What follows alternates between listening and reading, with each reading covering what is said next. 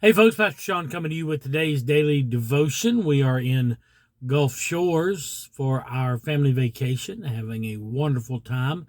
And I wanted to go ahead and stop by and shoot this video and get it out to you. Holy Week is where we are celebrating this week. We are on Tuesday. Tuesday was the day in which traditionally we believe that Judas went to the high priest and went to the Sanhedrin and began to plot and agree to betray Jesus. And we wonder, what can we learn from this? Well, it's very simple. There are going to be good people and bad people in our lives, but we all need those people, good and bad. Judas is a key character in the salvation story. Somebody had to do that job. Somebody had to betray him. Somebody had to be the villain, if you want to use that word. There has to be sometimes a negative force that God allows to come into our lives to motivate us to do what is right. Now, Judas Iscariot's role in this thing was to, some historians say that he wanted to push Christ and motivate him to expose himself as the King of the Jews, as the Messiah, as God in the flesh. But he didn't choose to do that. He chose the path of a servant.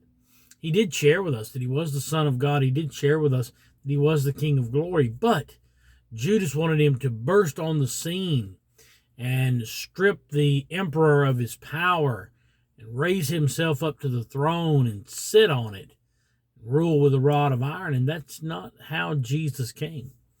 Jesus came as a lamb led to the slaughter, and Judas had to play his part. With that said, there are going to be people in your life that God sends into your life. You heard me, that God sends into your life that are going to be the villain.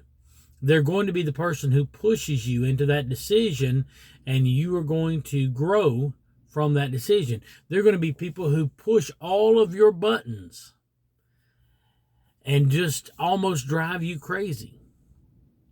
Those people are going to be instrumental in you accomplishing the God-given destiny that you need to accomplish.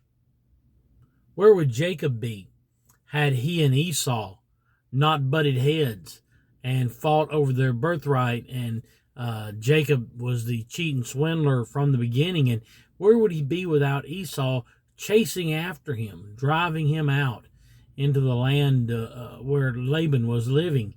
And then he finds his wife and falls in love and raises up those 12 sons. Where would he be? Where would Joseph be without the jealousy of his brothers? Or where would he be without Potiphar?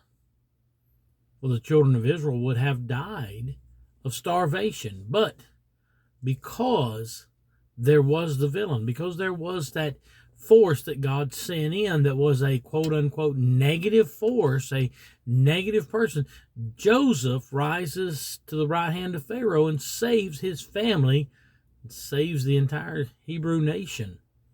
Why? Because there always has to be that catalyst that keeps pushing you forward, keeps moving you forward. Sometimes it's going to be good. Sometimes it's going to be bad. In this case, Judas Iscariot does exactly what we need him to do. He betrays Jesus for 30 pieces of silver. His name goes down in history as a traitor, but he fulfilled his role in getting Christ to the cross.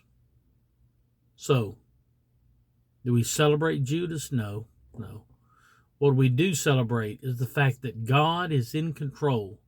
And when somebody negative comes into your life, you have to accept that they're part of your destiny. Positive people, negative people, good people, bad people are going to come and go in our lives. We have to trust that God is in control. And believe me, God is still in control. I love you. I'm praying for you. I'm believing great things for you this week, and I hope to see you all at Irwin Hill this Sunday. God bless you as always, is my prayer.